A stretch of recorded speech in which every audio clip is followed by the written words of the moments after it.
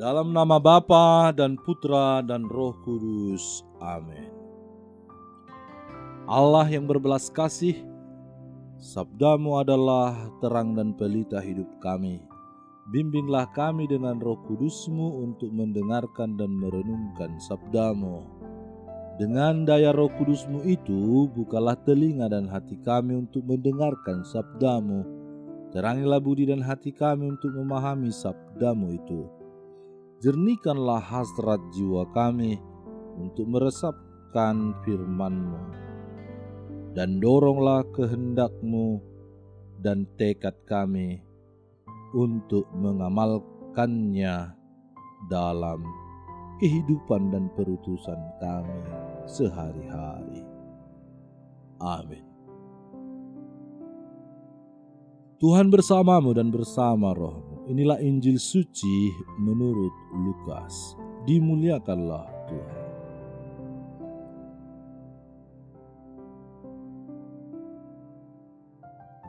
Pada suatu ketika Yesus berkata kepada murid-muridnya, "Aku datang untuk melemparkan api ke bumi, dan betapa aku menginginkan api itu telah menyala.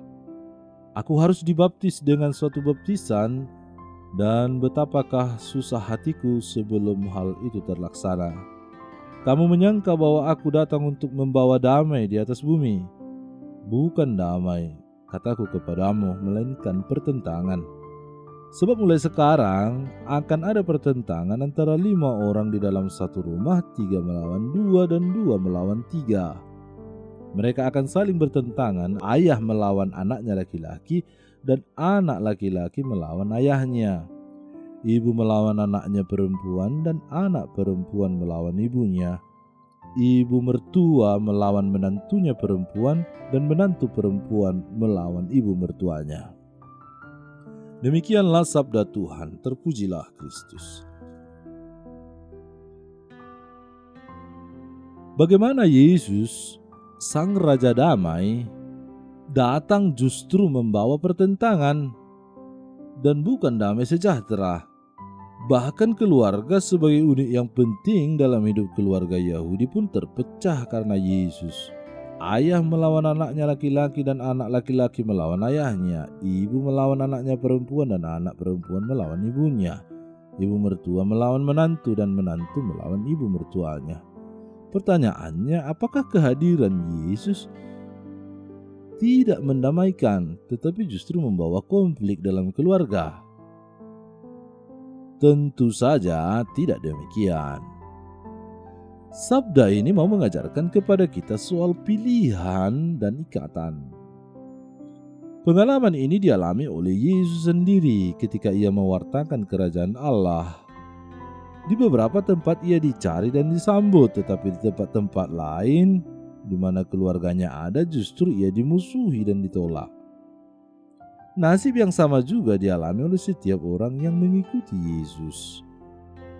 Yesus menuntut ikatan total dengannya sebagai prioritas di atas segalanya, melebihi ikatan daging atau darah. Pilihan beriman Kristiani tidak jarang membawa kita pada tantangan ataupun kesulitan, baik itu dari saudara-saudari kita dalam keluarga maupun dari masyarakat. Ada pula yang memberikan kebebasan kepada kita, ada yang menyayangkan keputusan kita. Jadi wajarlah dan tidak perlu kita heran bahwa pilihan kita itu membuat kita mengalami nasib seperti Yesus. Itulah konsekuensi menjadi seorang murid Yesus. Ya Bapa, di dalam Yesus Putramu kami menemukan hidup karena Dialah jalan kebenaran dan hidup itu sendiri. Semoga kami dengan tekun mengikuti jalan yang telah diajarkannya kepada kami. Amin. Allah Bapa kami, penuntun kehidupan, Engkau telah menuntun Abraham menuju tanah terjanji. Engkau juga menuntun bangsa Israel menuju tanah Yerusalem melalui tangan Musa. Kini kami umat-Mu keuskupan Padang sedang berjalan bersama dalam sinode kefikepan menuju keselamatan yang Engkau janjikan dalam diri Putramu Yesus Kristus. Tuntunlah peziarahan hidup kami dengan kuasa Roh Kudus-Mu, agar kami tetap tabah, sabar dan setia menghadapi kesulitan dan tantangan hidup. Bimbinglah kami supaya mampu berjalan bersama, saling meneguhkan dalam iman, harapan, dan kasih. Bunda Maria, doakanlah kami putra-putrimu sepanjang sinode kefikepan ini berlangsung. Ya Bapa, Engkau kami sembah dan muliakan, kini dan sepanjang masa. Amin. Tuhan bersamamu dan bersama rohmu. Semoga saudara sekalian, seluruh tugas karya dan pelayanan kita, niat-niat baik kita, dilindungi, dibimbing, dan diberkati oleh Allah yang Maha Kuasa, Bapa, Putra, dan Roh Kudus. Amin.